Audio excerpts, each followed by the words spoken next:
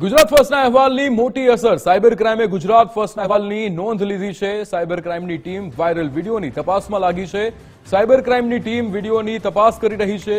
વિડીયોનો વેપલો કરતા હલકટોનું ગુજરાત ફર્સ્ટ પર્દાફાશ કરશે। વિડીયોનો વેપલો કરતા હેવાનોને ગુજરાત ફર્સ્ટ નહીં છોડે। સારવાર કરવાથી મહિલાઓનો એક વિડીયો છે તે સોશિયલ મીડિયા પર વાયરલ થયો છે। સાયબર ક્રાઇમે એક સ્વયં સંજ્ઞાન લઈને ફરિયાદ નોંધવાની તજવીજ શરૂ કરી છે। મારી સાથે એસીપી હાર્દિક માંકડિયાજી છે, તેમની સાથે વાતચીત કરીશું। સર, કેવી રીતે જુઓ છો આખો મુદ્દો, આપના ધ્યાને કેવી રીતે આવ્યો છે અને શું ફરિયાદ નોંધવાની તજવીજ? અમદાવાદ સાયબર ક્રાઇમની સોશિયલ મીડિયા મોનિટરિંગ ટીમ છે, એમના ધ્યાને એક યુટ્યુબ ચેનલ આવી હતી। જે યુટ્યુબ ચેનલ ઉપર અમુક મહિલાના સારવાર લેતા આપત્તિજનક વિડીયો અપલોડ કરવામાં આવેલા હતા અને એની આગળની તપાસ કરતા એ જ જે બધા વિડીયો છે એના ડિસ્ક્રિપ્શનમાં એક ટેલિગ્રામની લિંક આપવામાં હતી ચેનલની, અને એ ટેલિગ્રામ ચેનલમાં આવા બીજા વિડીયો કન્ટેન્ટ હોવાનું જણાવીને લોકો પાસેથી પૈસાની માંગણી કરવામાં આવી રહી છે।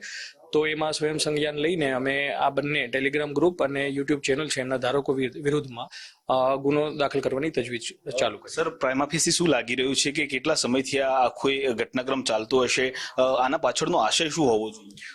જે યુટ્યુબ ચેનલ છે એ 6 જાન્યુઆરી 2025 ક્રિએટ થયો હોવાનું પ્રાઇમા ફેસી જણાય છે, અને ટેલિગ્રામ ગ્રુપ છે એ સપ્ટેમ્બર 2024 થી એક્ટિવ હોવાનું જણાઈ રહ્યું છે।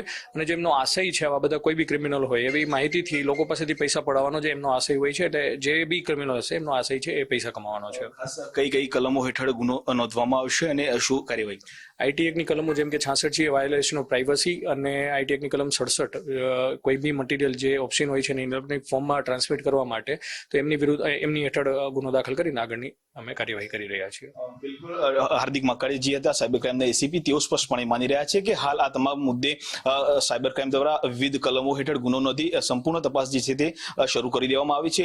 ખાસ કરીને જે આખો મુદ્દો છે છેલ્લા 6 મહિનાથી સામે આવ્યો હોય તે પ્રમાણે જે વિડીયો જે છે તે 6 મહિનાથી અપલોડ થયા હતા, પરંતુ હાલ સાયબર ક્રાઇમે વિવિધ કલમોનો ગુનો નોંધી તપાસ જે છે તે શરૂ કરી છે।